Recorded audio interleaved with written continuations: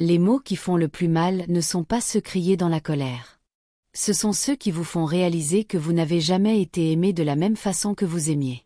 Quand ma mère m'a dit de partir, je n'ai pas pleuré à cause de l'insulte. J'ai pleuré parce qu'elle n'a pas hésité, pas même une seconde, mais elle ne savait pas. La fille qu'elle a repoussée était la seule qui maintenait encore la famille unie. Jimock avait passé des heures à cuisiner un repas simple, espérant rendre l'anniversaire de sa mère spéciale. Elle avait soigneusement dressé la table, disposé la nourriture, et même allumé une petite bougie. Son cœur était plein d'amour. Mais au moment où sa mère a vu le modeste cadeau que Jimock avait apporté, son visage s'est tordu de colère. « C'est tout ce que tu as pu faire ? Tu ne peux même pas offrir quelque chose de convenable comme tes frères et sœurs », a-t-elle crié. Jimock a ouvert la bouche pour expliquer. Pour dire à sa mère les longues heures qu'elle avait passées à 2 emplois à temps partiel juste pour joindre les deux bouts. Mais avant qu'un mot ne puisse sortir de ses lèvres, sa mère a frappé la table si fort que les assiettes ont tremblé. « Tu es ingrate. Sors d'ici et ne reviens jamais. » Les mots ont frappé Jimock comme un coup physique. La pièce est devenue complètement silencieuse.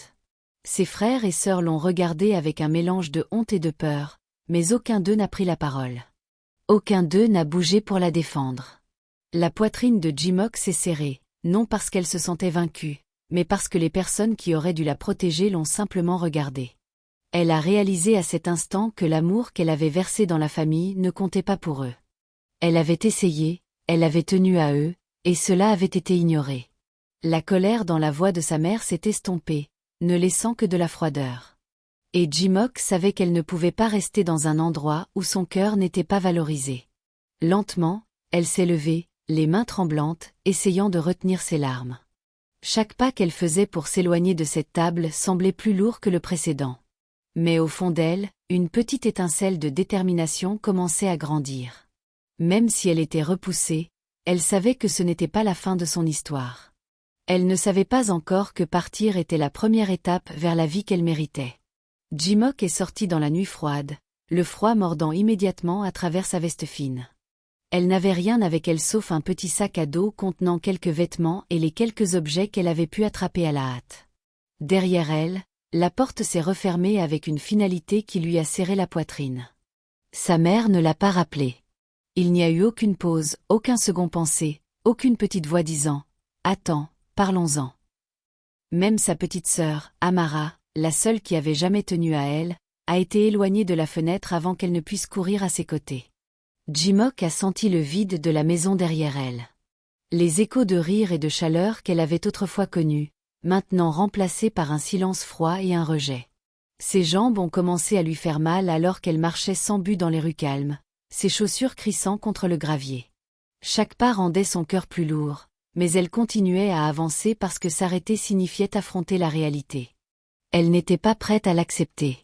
Elle passait sous des lampadaires tamisés, son ombre s'étirant longue et solitaire sur le trottoir. Et pour la première fois, Jimock a réalisé à quel point elle était vraiment seule. Personne ne venait la chercher. Personne ne l'attendait. Elle avait toujours pensé qu'elle appartenait quelque part, que son amour et ses efforts comptaient. Mais maintenant, on aurait dit que le monde s'était retourné contre elle. Les larmes menaçaient de couler, mais elle les retenait, sachant qu'elle ne changerait rien. Elle pensait à sa mère, à la maison qu'elle avait perdue, au visage inquiet d'Amara, et cela faisait plus mal qu'elle ne pouvait l'exprimer en mots. Chaque maison qu'elle passait lui rappelait qu'elle n'avait nulle part où aller, personne vers qui se tourner, aucune main à tenir. Le froid s'infiltrait plus profondément, mais avec lui venait une étrange clarté. Jimock a réalisé que si personne n'allait prendre soin d'elle, elle devrait prendre soin d'elle-même. La douleur dans ses jambes et la brûlure dans son cœur sont devenues partie d'une détermination silencieuse grandissant en elle. Elle avait peur, oui, mais elle était aussi consciente que cette nuit, cette marche solitaire, était le début de quelque chose qu'elle n'avait jamais osé imaginer. Une vie où elle pouvait se choisir elle-même, où elle pouvait sortir de l'ombre du rejet et trouver un endroit où elle appartenait vraiment. Pour la première fois, être seule ne ressemblait pas seulement à une perte. Cela ressemblait à la première étape vers la liberté. Jimock s'est assise sur le trottoir froid devant un magasin fermé, serrant ses genoux contre sa poitrine et essayant de se réchauffer. L'air nocturne traversait sa veste fine, et elle sentait ses dents claquer à chaque rafale de vent. Elle ne savait pas depuis combien de temps elle était assise là, se sentant petite et invisible, quand une femme âgée est apparue des ombres. Son visage était gentil, marqué par des années de vie, et ses yeux semblaient tout voir sans jugement. Mamatano n'a pas demandé pourquoi Jimok était dehors. Elle n'a pas exigé de réponse ou d'explication. Au lieu de cela, elle s'est agenouillée silencieusement à ses côtés et a drapé un châle épais et chaud sur ses épaules. La chaleur a envahi Jimok immédiatement, et elle a ressenti une petite lueur de confort qu'elle n'avait pas ressentie depuis longtemps. La voix de la femme était douce, mais elle portait un poids qui a fait cesser les tremblements de Jimok. Pas seulement à cause du froid. Certaines maisons vous brisent, a dit Mamatano. Pour que le destin puisse vous reconstruire. Jimok a levé les yeux, rencontrant son regard, et quelque chose dans ses mots a remué en elle ce qu'elle pensait avoir perdu. Elle avait passé tant d'années à essayer de faire aimer une famille, à tout réparer, et tout avait échoué. Mais maintenant, pour la première fois, elle entendait que peut-être partir, être blessée et tout perdre n'était pas la fin.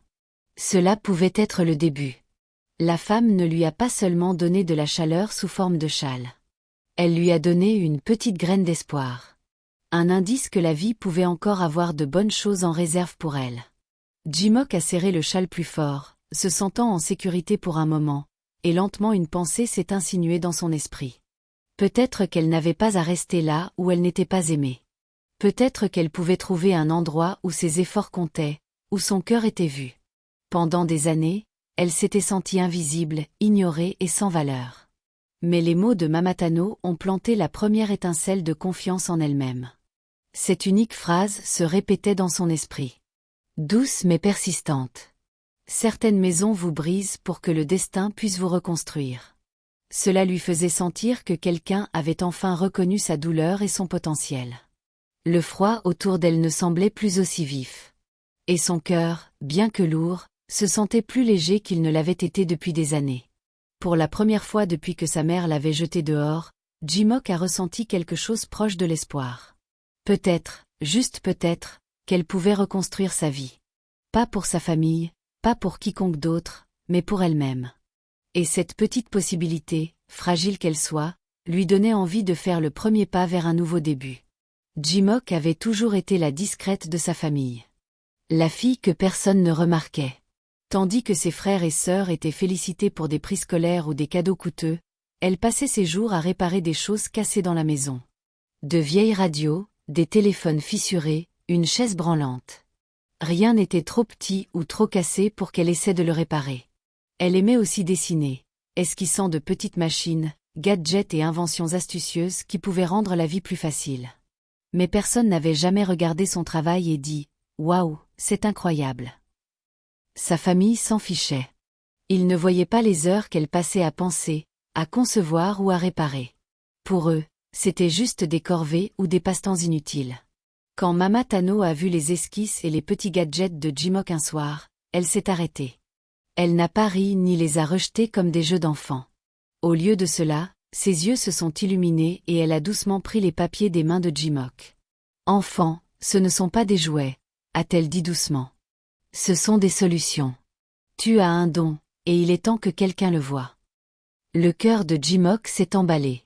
Personne ne lui avait jamais dit cela. Personne ne lui avait jamais dit qu'elle était talentueuse, intelligente ou créative. Mamatano ne lui a pas seulement donné des mots. Elle lui a donné de la croyance. Elle a parlé à Jimok d'un petit atelier en ville où les gens réparaient des électroniques et construisaient de nouvelles choses, un endroit où les idées comptaient plus que l'argent ou le statut. Sans hésitation, elle a connecté Jimok au propriétaire de l'atelier. Passant l'appel, organisant la rencontre. Jimok pouvait à peine y croire. Pour la première fois, quelqu'un en dehors de sa famille la voyait. Vraiment la voyait. Elle a préparé un petit sac, veillant à ne rien laisser d'important derrière, et s'est aventurée dans les rues de la ville. Son esprit bourdonnant d'excitation et de nerfs. L'atelier était petit mais animé, rempli de gens bricolants, réparant et créant. Jimok s'y est senti chez elle immédiatement. Le propriétaire l'a accueillie, curieux de ses compétences, et elle a rapidement montré ses gadgets, ses esquisses et les petites inventions qu'elle avait rêvées. Silencieusement la nuit, ils ont écouté. Ils ont posé des questions. Ils l'ont encouragée à essayer plus d'idées, à expérimenter et à apprendre les outils du métier. Pour la première fois, Jimock a réalisé que les compétences que personne dans sa famille ne valorisait étaient exactement celles qui pouvaient changer sa vie. Elle a ressenti une étincelle de fierté et d'espoir grandir en elle, plus forte que toute blessure causée par sa mère. C'était sa chance, pas pour l'approbation, pas pour l'attention, mais pour construire quelque chose qui lui appartenait, en utilisant les talents qu'elle avait passé des années à cacher. Et cette pensée seule faisait battre son cœur plus vite, la remplissant d'un sentiment de but qu'elle n'avait jamais connu auparavant. Jimock s'est jetée dans son travail comme jamais auparavant. Du matin tôt jusqu'à tard dans la nuit, elle réparait des téléphones cassés, réparait des radios et construisait de petits gadgets qui rendaient la vie quotidienne plus facile. Elle a aussi commencé à concevoir des outils à bas coût pour les maisons, des choses que les gens pouvaient se permettre, mais qui fonctionnaient aussi bien que des produits coûteux. Chaque jour, elle apprenait quelque chose de nouveau. Comment mieux utiliser les matériaux, comment faire durer ses gadgets plus longtemps, même comment gérer l'argent et vendre ses créations. C'était épuisant, mais pour la première fois, elle se sentait vivante et importante. Les gens ont commencé à remarquer ses inventions. Sur les marchés locaux, ces petits outils, simples, astucieux et abordables, ont commencé à se vendre rapidement. Les clients revenaient encore et encore, en parlant à leurs amis et voisins. Le bouche à oreille s'est répandu vite, et bientôt tout le monde voulait un gadget de Jimock. Cela l'étonnait de voir comment quelque chose qu'elle avait toujours fait discrètement à la maison, quelque chose que sa famille n'avait jamais apprécié, changeait maintenant des vies et rendait les gens heureux. Le propriétaire de l'atelier l'a vu grandir et a décidé qu'il était temps de lui donner la reconnaissance qu'elle méritait. Il a aidé Jimock à enregistrer officiellement ses designs. Ainsi, les gadgets n'étaient plus seulement les siens en pratique. Ils étaient les siens par la loi. Quand elle a enfin vu son nom imprimé sur les documents, en gras et clair, sa poitrine s'est gonflée de fierté. Jimock a dit « propriétaire ». Les mots ont fait bondir son cœur. Elle ne s'était jamais sentie aussi validée, aussi reconnue. Sa famille ne l'avait jamais appelée talentueuse. Le monde autour d'elle voyait enfin ce qu'elle avait toujours su d'elle-même. Elle imaginait le montrer à sa mère, prouvant qu'elle n'était pas invisible ou sans valeur. Mais elle n'avait besoin de l'approbation de personne. Elle l'avait fait pour elle-même. Chaque soir, alors que l'atelier fermait et que le dernier client partait, Jimock restait derrière, bricolant, améliorant ses designs, pensant à de nouvelles idées. Elle construisait une vie de ses propres mains, étape par étape. Ses inventions n'étaient plus seulement des outils. Elles étaient la preuve de sa détermination, de son intelligence et de son refus d'être définie par le rejet. Elle souriait discrètement à elle-même, réalisant que la fille qui avait été jetée dehors, ignorée et rabaissée était maintenant quelqu'un que les gens admiraient, quelqu'un qui avait transformé chaque lutte en une histoire de succès. Et à cet instant, entourée de ses outils, esquisses et créations, Jimock a ressenti un sentiment de liberté qu'elle n'avait jamais connu auparavant. Pour la première fois de sa vie, elle ne survivait pas seulement. Elle s'élevait, plus forte et plus brillante que quiconque ne l'avait attendue. À la maison, la vie a commencé à spiraler hors de contrôle. Dès que Jimock est parti, ses frères et sœurs, qui avaient toujours compté sur elle pour réparer discrètement les choses et faire tourner la maison, ont commencé à partir un par un, prétendant vouloir l'indépendance, mais laissant derrière eux un désordre que personne ne savait gérer. Les factures s'empilaient, les dettes s'accumulaient, et les petits problèmes que Jimock avait toujours gérés avec patience et soin grandissaient en montagnes que sa mère ne pouvait escalader. Elle passait des heures au téléphone à appeler des parents, des amis, quiconque pourrait aider. Mais personne ne répondait. Les appels restaient sans réponse. Les messages étaient ignorés. Et l'orgueil qu'elle avait toujours maintenu a cédé la place à la désespérance. La maison semblait plus vide que jamais. Les rires et la chaleur remplacés par la tension et la peur. Chaque craquement du sol, chaque clignotement des lumières, rappelait à sa mère qu'elle avait perdu la fille qui tenait tout ensemble discrètement. Jimock, loin de là, n'entendait rien et ne savait même pas à quel point son absence ébranlait la famille. Mais elle a ressenti un tiraillement au cœur quand elle a vu les premiers messages d'Amara. Petit et tremblant, suppliant de se rencontrer.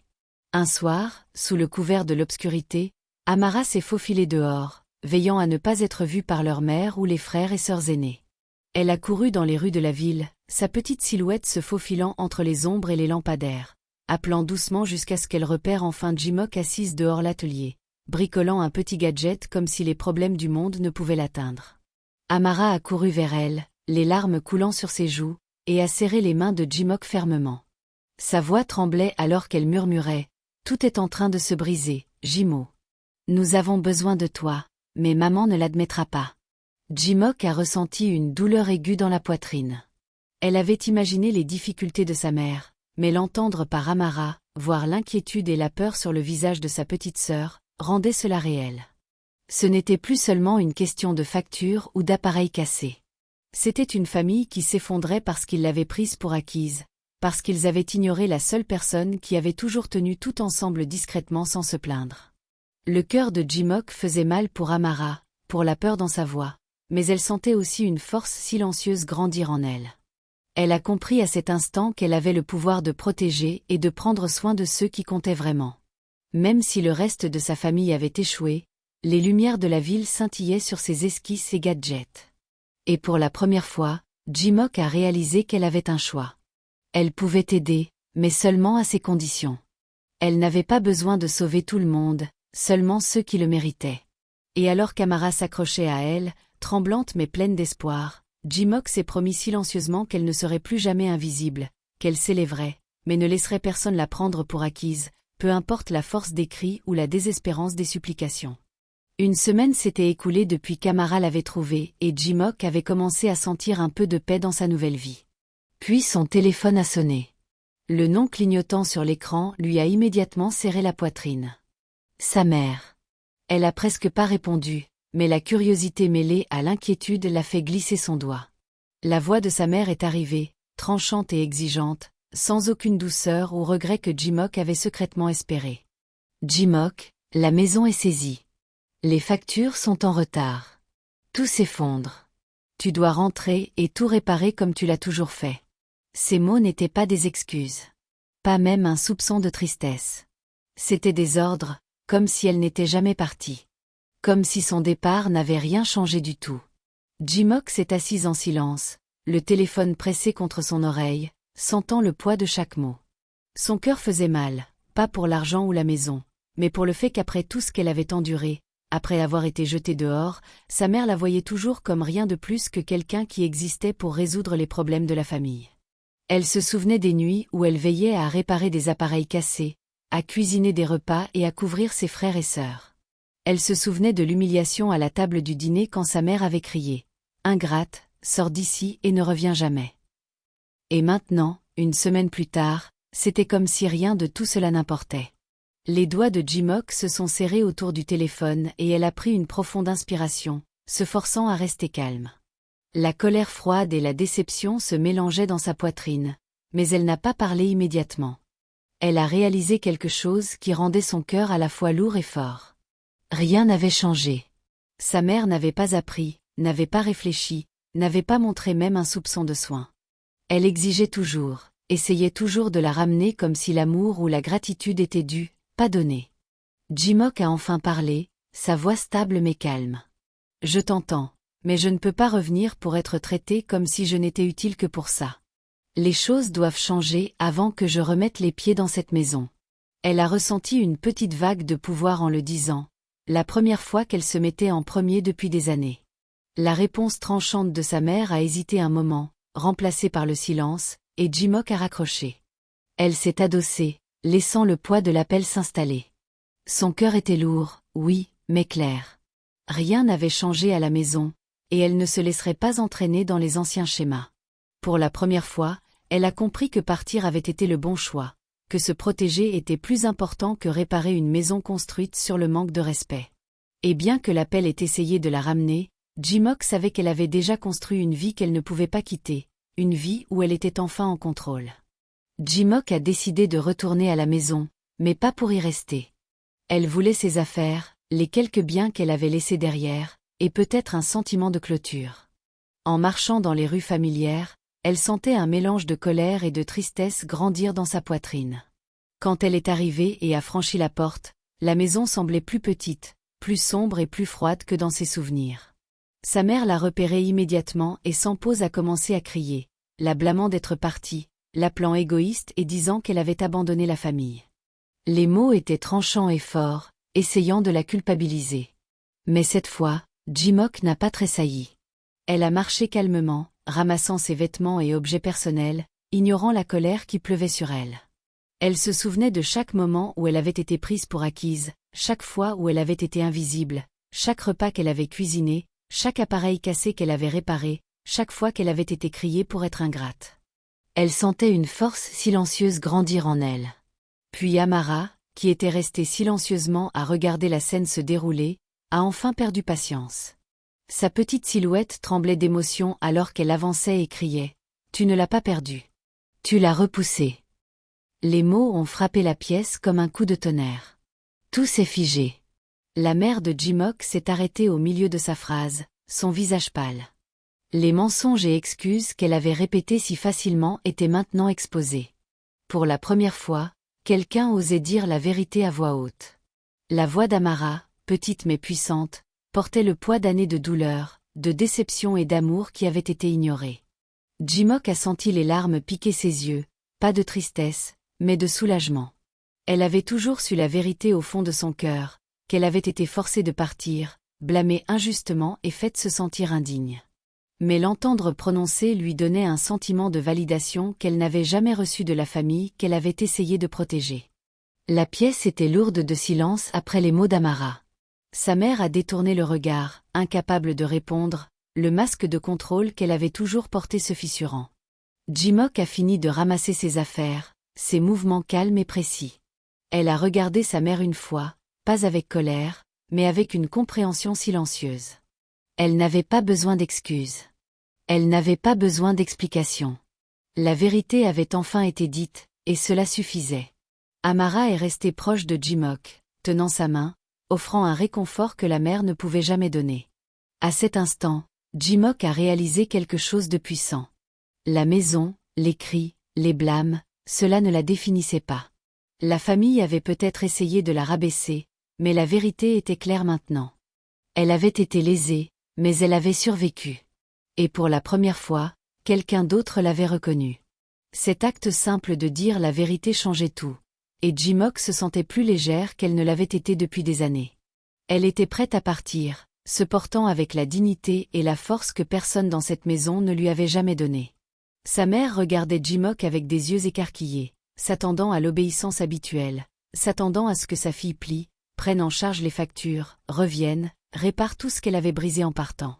Elle imaginait Jimok se précipitant pour tout arranger, comme elle l'avait toujours fait. Mais Jimok avait changé. Elle se tenait droite, calme et silencieuse, laissant les mots qu'elle avait répétés couler naturellement. « J'aiderai Amara », a-t-elle dit, sa voix stable. « Mais je ne reconstruirai pas une maison construite sur le manque de respect. » La pièce est devenue complètement silencieuse. La bouche de sa mère s'est ouverte, fermée, et ouverte à nouveau, l'incrédulité écrite sur son visage. Elle a essayé d'argumenter, d'exiger, de culpabiliser Jimok pour qu'elle fasse ce qu'elle voulait, mais rien n'a fonctionné. Jimok n'a pas tressailli. Elle s'est assurée qu'Amara avait un endroit sûr où rester, que les frais scolaires de sa petite sœur étaient couverts, qu'elle pouvait vivre sans peur ni manque. Mais pour le reste de la famille, la mère qui lui avait crié dessus, les frères et sœurs qui avaient regardé et n'avaient rien fait, Jimok a laissé cela entre leurs mains pour affronter les conséquences de leur propre choix. La voix de sa mère s'est brisée, passant des supplications aux menaces, des menaces aux pleurs. Mais Jimok n'a pas regardé en arrière. Chaque pas qu'elle faisait pour s'éloigner de cette maison semblait plus léger que le premier pas qu'elle avait fait cette nuit-là où elle avait été jetée dehors.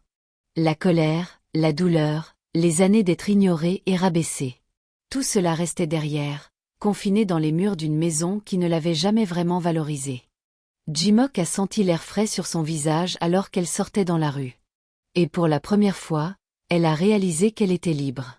Elle n'avait pas besoin de sauver une maison, une famille ou quiconque qui n'avait jamais vu sa valeur. Sa loyauté était envers elle-même et Amara, la seule personne qui comptait. Les sanglots de sa mère s'estompaient avec chaque pas. Et le cœur de Jimok restait stable, plein d'une force silencieuse qu'elle avait gagnée par la lutte et le courage. Elle savait qu'elle avait fait le bon choix. Elle n'abandonnait pas sa famille. Elle se protégeait et donnait de l'amour là où il était mérité. Rien ne pouvait la ramener. Rien ne pouvait la faire douter de sa décision. Jimok s'est éloigné. Chaque pas une déclaration. Elle n'était plus invisible, plus une servante à leurs attentes, plus la sauveuse de quiconque. Elle était sa propre personne. Et enfin, sa vie lui appartenait. Des mois plus tard, la vie de Jimock semblait complètement différente. Son atelier bourdonnait d'énergie, rempli de gens réparant des appareils, testant des gadgets et apprenant d'elle. Les outils qu'elle avait autrefois construits discrètement dans sa chambre aidaient maintenant des familles à travers la ville, résolvant de vrais problèmes et apportant des sourires à ceux qui les utilisaient. Amara vivait avec elle, enfin en sécurité, heureuse et libre de peur ou d'inquiétude. Elle riait plus, étudiait plus dur et partageait de petits moments de joie avec Jimock qui rendaient toutes les luttes valables. Jimock n'a jamais étalé son succès. Elle n'en avait pas besoin.